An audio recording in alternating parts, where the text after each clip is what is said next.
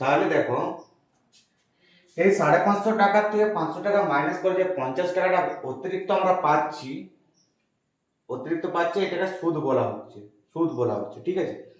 তো আমরা যে এই 500 টাকাটা, যেটা মানে টোটাল যে 500 টাকাটা জমা রেখেছিলাম, সেই জমা রাখা টাকাটাকে কি বলা হচ্ছে, আর সেটাকে বলা হচ্ছে আসল বা প্রিন্সিপাল।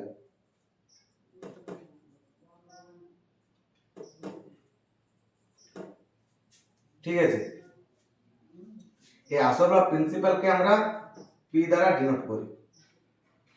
তো এইটা হয়ে যাচ্ছে আমাদের 500 টাকা যেটা জমা রেখেছিলাম, আসলটা। এবার সুধাসল বা সবৃদ্ধি মূল, মানে টোটাল কতটা সুধাসল বা সবৃদ্ধি মূল। দেখো এটার মধ্যে, এই সুধাসলের মধ্যে তোমাদের অ্যান্সারটা লুকিয়ে আছে। সুধাসলের মধ্যে অ্যান্সারটা লুকিয়ে আছে কি করে? সুধাসল মানে কি? সুধাসল মানে কি? এটা সন্ধি বিচ্ছেদ করো, সুদ প্লাস আসল, সুদ প্লাস আসল। তাহলে সুদটা কত আমাদের? সুদটা হচ্ছে 50 টাকা, আর আসলটা কত? 500 টাকা। মানে 50 প্লাস 500 টাকা, যে টোটালটা সেটা হয়ে যাচ্ছে 550 টাকা। এন্ড এটা আমাদের হয়ে যাচ্ছে সুদ আসল বা সবৃদ্ধি মূল। ঠিক আছে, 550 টাকাটা হচ্ছে সবৃদ্ধি মূল। আর এখানে মনে রাখবে, এখানে টাইমটা কত? টাইমটা হচ্ছে 1 বছর। টাইমটা হচ্ছে 1 বছর, ঠিক আছে। তো এই গেল ব্যাপার। এবার আমরা কিছু জিনিস শিখবো, সেটা হচ্ছে আসল বা মূলধন। এটাকে তোমরা মূলধনও বলতে পারো। মূলধনও বলতে পারো। তো মূলধনটা মানে কি?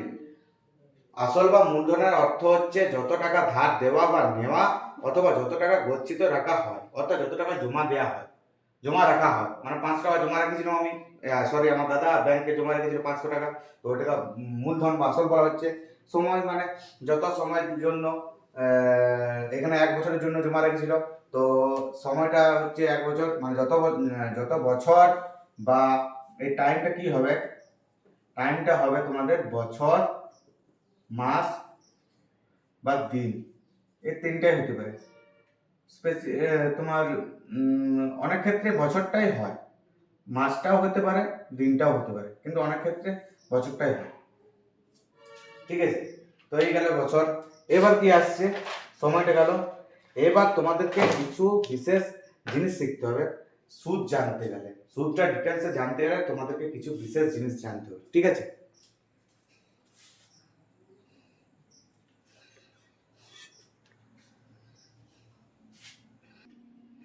তো কি বিশেষ জিনিস? না, একটা হচ্ছে উত্তমর্ণ, আর একটা হচ্ছে অধমর্ণ, একটা ক্রেডিটর, একটা ডেবিটর। তো এটা মানে কি? উত্তমর্ণ মানে হচ্ছে যে ব্যক্তি সংগঠন, মানে যে ব্যক্তি বা সংগঠন, মানে এই ক্ষেত্রে ব্যাংক, তো ওই ব্যক্তি বা সংগঠন যে টাকা ধার দিচ্ছে তাকে উত্তমর্ণ বলা হচ্ছে। মানে টাকা যিনি ধার দিচ্ছেন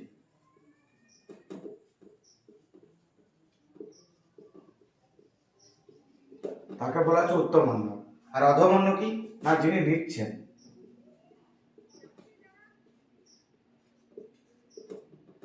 যিনি টাকাটা নিচ্ছেন, ধার নিচ্ছেন। তো এবার সুদ, সুদ জিনিসটা কি? উত্তমর্ণ বা পাওনাদারের অর্থ সাময়িকভাবে ব্যবহার করার অধিকারের বদলে শর্তানুযায়ী অধমর্ণ বা দেনাদার কিছু অতিরিক্ত অর্থমূল্য তাকে দিয়ে থাকেন। এই অর্থমূল্যটাকে সুদ বলা হচ্ছে। মানে যেটা বললাম, এ ধরো 500 টাকা জমা রেখেছিল, সেটা সুদে বেড়ে যাচ্ছে 550 টাকা। তো কতটা বাড়ছে? না, 50 টাকা বাড়ছে। এই 50 টাকা অতিরিক্ত দেওয়া হচ্ছে, এই অতিরিক্তটাকে বলা হচ্ছে সুদ। এটা আগে বললাম, এটা শর্ট করে বলে দিলাম, এটা এখানে একটু বেশি করে বলেছি, ঠিক আছে। এই গেল ব্যাপার। আর হ্যাঁ, আরেকটা কথা, এইখানে যেটা আমি করাচ্ছি লেকচার 1, এটা কিন্তু পার্ট 1, পার্ট 1, ঠিক আছে। Part 1 lecture 1। পার্ট 2 এ কি আসবে? পার্ট 2 এ আসবে ম্যাথমেটিক্যাল অ্যাপ্লিকেশন, অর্থাৎ কোশ্চেন অ্যান্সার হবে। পার্ট 1 এ কি হবে? পার্ট 1 এ শুধু থিওরিটা হবে আর কিছু এক্সাম্পল হবে, আর তোমাদেরকে কিছু এক্সাম্পল করতে দেওয়া হবে যেটা তোমরা নিজেরা করবে, ঠিক আছে? তো এই গেল ব্যাপার। তো এবার দেখি এই আসল বা মূলধন, ইয়াকে আমরা পি দ্বারা ডিনোট করছি। সময়কে আমরা টি দ্বারা ডিনোট করছি। আর আরেকটা জিনিস হচ্ছে সুদ বা ইন্টারেস্ট।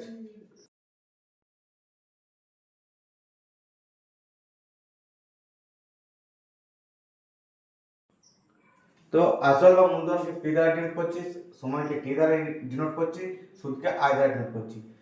এখানে আরেকটা জিনিস আছে, সেটা হচ্ছে পরবর্তীকালে, সেটা হচ্ছে সুদের হার। সুদের হার এটা বার্ষিকও হতে পারে, মাসিকও হতে পারে, ঠিক আছে? বার্ষিক বা মাসিক, সাধারণত বার্ষিকই হয়। সেটাকে আমরা কি বলি? 8% দ্বারা ডিনোট করা হয়। পার্সেন্টটা হওয়ার মানে ওটা পার্সেন্টেই হবে, মানে 100 টাকার 1 বছরের সুদ 8%, 8 টাকা।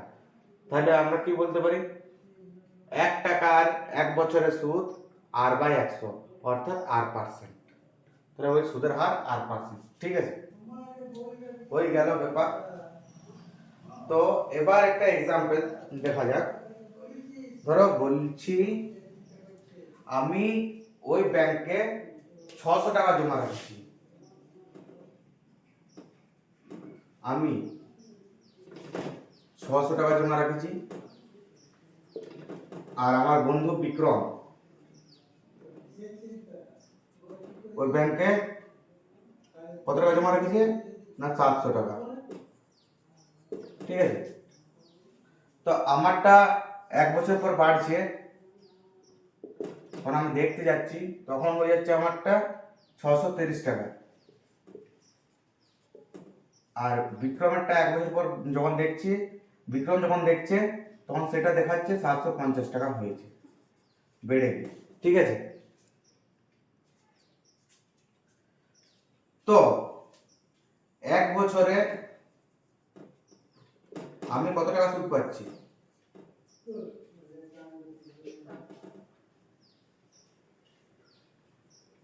এক বছরে আমি পাই কত টাকা সুদ পাচ্ছি? 630 মাইনাস 600 ইকুয়াল টু 30 টাকা সুদ পাচ্ছি আমি। আর বিক্রম কত পাচ্ছে?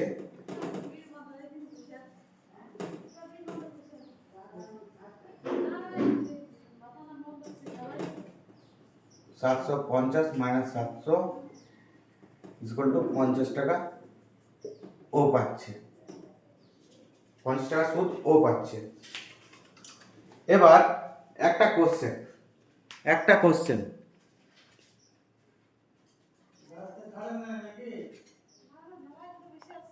একটা কোশ্চেন সেই কোশ্চেনটা হচ্ছে একটা কোশ্চেন যে ওই একই সময়ে, মানে 1 বছর সময়ে, বা এটা টি ধরো, টি বছর সময়ে, টি বছর সময়ের জন্য বা ওই একই সময়ের জন্য ব্যাংকে টাকা জমা রেখে আমরা দুজনে আলাদা আলাদা পরিমাণ সুদ পাচ্ছি। আলাদা আলাদা সুদ পাচ্ছি। তো আমি পাচ্ছি কত? 30 টাকা। আমি পাচ্ছি 30 টাকা, আর ও পাচ্ছে কত টাকা? 50 টাকা, ঠিক আছে? তো এরকম আলাদা আলাদা কেন পাচ্ছি? আলাদা আলাদা কেন পাচ্ছি? এটাও তোমাদের মনে কোশ্চেন আসবে, আলাদা আলাদা কেন পাচ্ছি না? এটার কারণ হচ্ছে তোমার এর যে টাইমটা, মানে টিটা স্থির থাকছে বা কনস্ট্যান্ট থাকছে। টিটা কনস্ট্যান্ট থাকছে। এই টিটা কনস্ট্যান্ট থাকার জন্যই আমরা বলতে পারি, সরি গাইস, টিটা কনস্ট্যান্ট থাকার জন্য আমরা বলতে পারি যে সুদটা আইটা ডাইরেক্টলি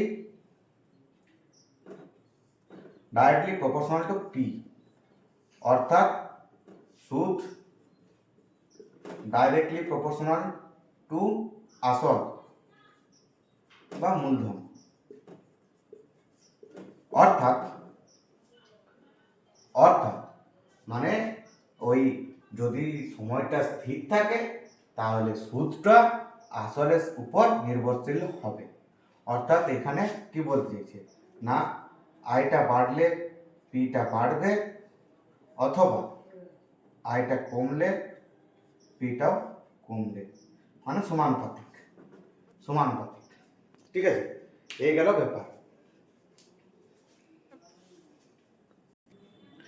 এবার ধরো যদি বলে ওই ব্যাংকে যে কোনো টাকা মানে স্পেসিফিক করে বলে দেয়নি যে এত টাকা, বলে যে কোনো টাকা জমা রাখলে কত টাকা সুদ পাবো। তো কত টাকা সুদ পাবো এটা নির্ণয় করতে গেলে আগে আমাদেরকে ওই ব্যাংকের সুদের হারটা বা রেট অফ ইন্টারেস্ট টা বের করতে হবে।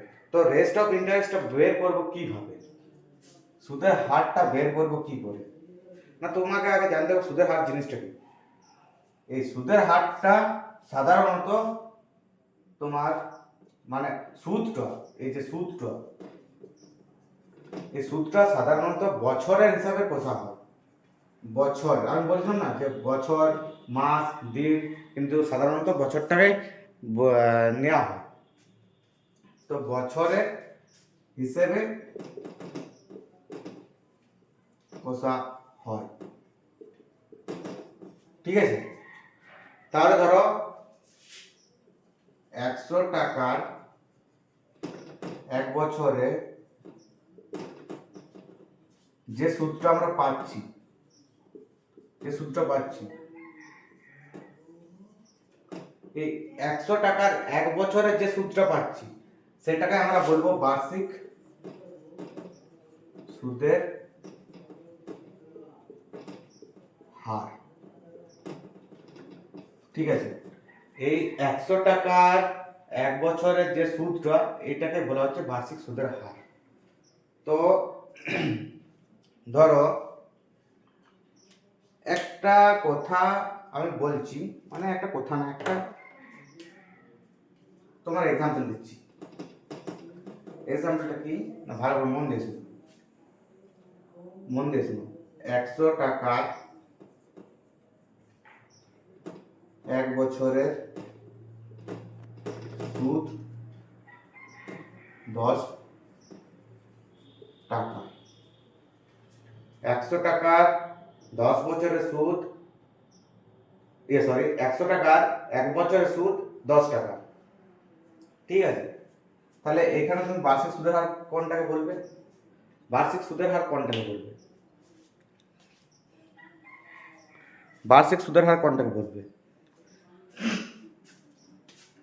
তাহলে এটা জানতে গেলে আমাদেরকে একটা জিনিস জানতে হবে, সেটা হচ্ছে ধরো তোমার আসল দেওয়া হচ্ছে, এটা টাকাতে থাকবে, সেটা হচ্ছে 500 টাকা। ঠিক আছে, সময়টা যেটা সেটা টি মানে বছর,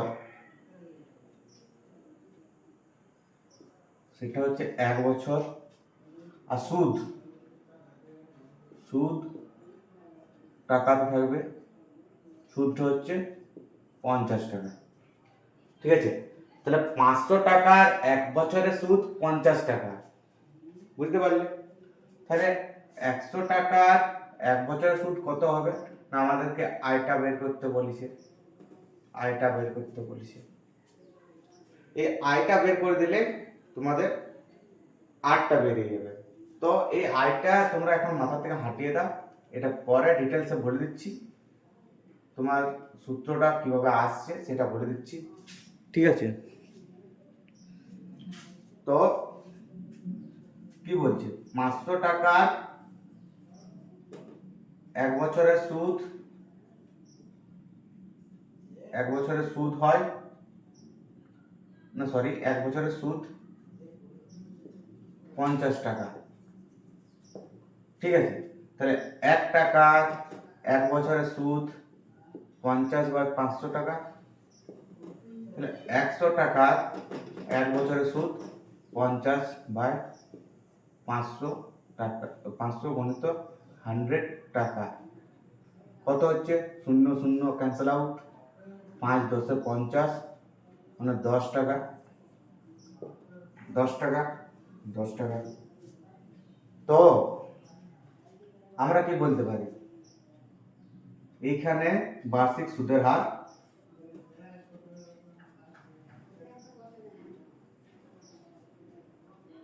10%, 10%, বার্ষিক সুদের হার 10%।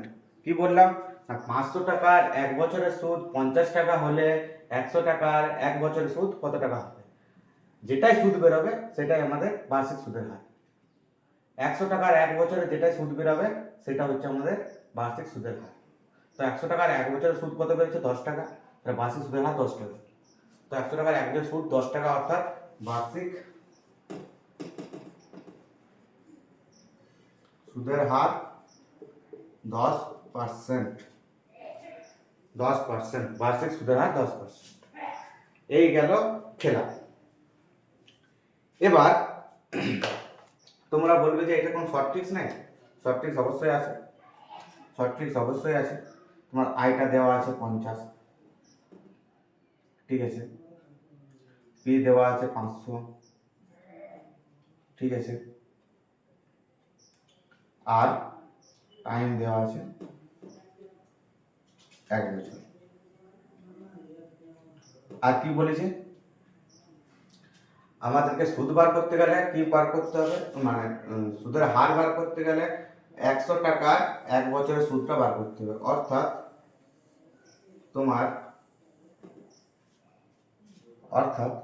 তোমার এইটাকে ধরে নাও P1 আর আরেকটা ধরে নাও P2। P2 হচ্ছে 100, P2টা সবসময় 100 হবে, P2টা সবসময় 100 হবে। তো আমরা এবারে আরটা বার করব। আরটা কি বলছে? 50/500 গুণিত 100। 50টা কি না আই ইন্টু P2 বাই 500টা কি না P ইন্টু টাইম টি, অর্থাৎ R is equal to IP2 by PT। এটা একটু জটিল ভাবে ভাবলে এরকম শর্ট ট্রিক্স পেয়ে যাবে, ঠিক আছে। কিন্তু এই ক্ষেত্রে তোমাকে সবসময় মাথায় রাখতে হবে P2টা 100 হতে হবে, P2টা সবসময় 100 হবে, তবে যে তোমার এই ফর্মুলাটা লাগবে, কাজে লাগবে, নাহলে হবে না। তোমার এই P2টা যেটা সেটা 100 হতে হবে, তবে যে এই ফর্মুলাটা কাজে লাগবে, নাহলে হবে না, ঠিক আছে। তো এই গেল ব্যাপার। এবার ধরো বলা আছে, বা আমি বলছি, আমি বার্ষিক 8% সরল সুদের হারে যদি কোনো ব্যাংকে P টাকা জমা রাখি, তবে T বছর পর ওই ব্যাংকে সুদ কত পাবো, মানে আয়টা কত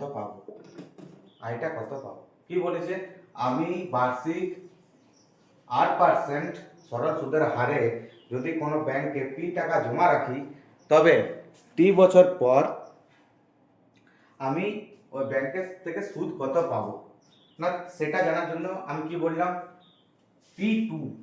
P2টা মনে রাখবে, P2 সমান 100, এটা সবসময় মনে রাখবে, এটা দিয়ে করতে হবে, ঠিক আছে। P2 সমান 100, তাহলে ওয়েটিং নিয়মের মতন একটা ছক করি। আসল যেটা আমাদের টাকাতে থাকবে, তারপর কি সময়, এটা আমাদের বছরে থাকবে, তারপর কি সুদ, এটা আমাদের টাকাতে থাকবে। তো কি বলা আছে, আসল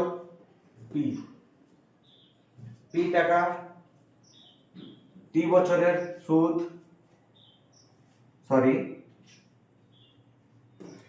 তোমার P2 টাকার 1 বছরের সুদ, P2 সমান 100, এটা লিখে রাখো। 1 বছরের সুদ হচ্ছে তোমার 8 টাকা, মানে 8%। ঠিক আছে, তাহলে তাহলে এই যে পি টাকাটা আমি জমা রেখেছি, মানে মূলধনটা যেটা জমা রেখেছি, সেটার টি বছরের সুদ কত হবে। তো লিখি P2 সমান 100 টাকার 1 বছরের সুদ 8 টাকা। তাহলে P2 সমান 100, যেটা ওটা লিখে দেবো আমি 1 টাকার 1 বছরের সুদ আর বাই P2 টাকা। ঠিক আছে, তাহলে কি বলা হচ্ছে আমাদের, P টাকার 1 বছরের সুদ আর ইন্টু P বাই P2 টাকা। P টাকার টি বছরের সুদ হচ্ছে R into P into T by P2 টাকা। ঠিক আছে, তাহলে P টাকার টি বছরের সুদ হচ্ছে, আর এটাকে একটু ভালো মডিফাই করে লিখে দিই, P T R by P2 মান কত, 100, তাহলে 100। আর এইটা সমান কি, আমাদের এইটা সমান হচ্ছে আয়, আমাদেরকে আয়টাই বের করতে বলেছিল। হ্যাঁ, আয়টাই বের করতে বলেছিল। তো আয় সমান এটা। তাহলে কি বললাম, তোমার ধরো বলা আছে আমি বার্ষিক 8% সরল সুদের হারে যদি কোনো এক ব্যাংকে পি টাকা জমা রাখি, তবে টি বছর পর আমি কত টাকা সুদ পাবো, মানে আয়টা বাদ করতে বলেছে। তাহলে আমি কি বললাম, P2 সমান 100, এটা ধরে রাখবে, এটা সবসময় P2 সমান 100 হবে। এটা তোমার মাথায় ঢুকিয়ে নাও, মাথায় এরকম ভাবে ঢুকিয়ে নাও যে P2 সমান 100 হবে সব সময়। P2 টাকে ধরেই করতে হবে, এই সূত্রটি করতে হবে। তাহলে আসল মানে P2 সমান 100 সময় 1 বছর, সুদ 8 টাকা। তাহলে P মানে আসল P সময় T, সুদ কত, এটা বের করতে হবে। অর্থাৎ P2 সমান 100 টাকার 1 বছরের সুদ 8 টাকা। তাহলে 1 টাকার 1 বছরের সুদ সমান R বাই P2 টাকা।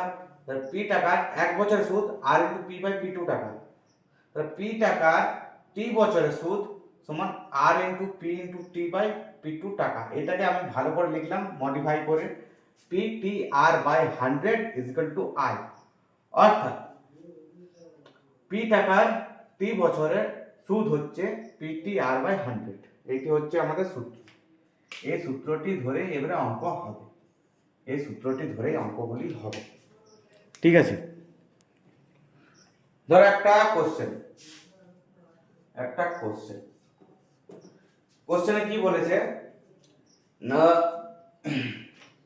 শ্রাবণী কিছু টাকা ব্যাংকে 1 বছরের জন্য, মানে টাইমটা হয়ে যাচ্ছে 1 বছর,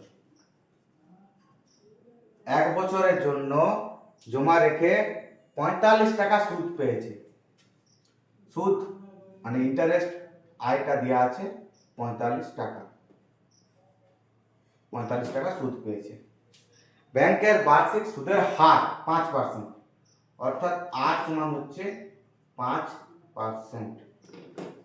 তাহলে শ্রাবণী কত টাকা ব্যাংকে জমা রেখেছিল, মানে কি বার করতে বলেছে, পি মানে আসল বার করতে বলেছে, মূলধন বার করতে বলেছে, পিটা আমাদের বার করতে বলেছে।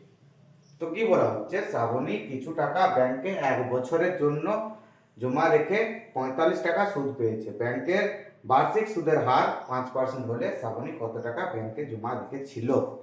তো এটা করতে গেলে আমি যে সূত্রটা বার করলাম, যে I is equal to P T R by 100, এই সূত্রটা ধরে করো। তো কি হচ্ছে, সূত্রটা ধরলে কি হচ্ছে, I is equal to P, অর্থাৎ পিটা বার করতে হবে, পি ইন্টু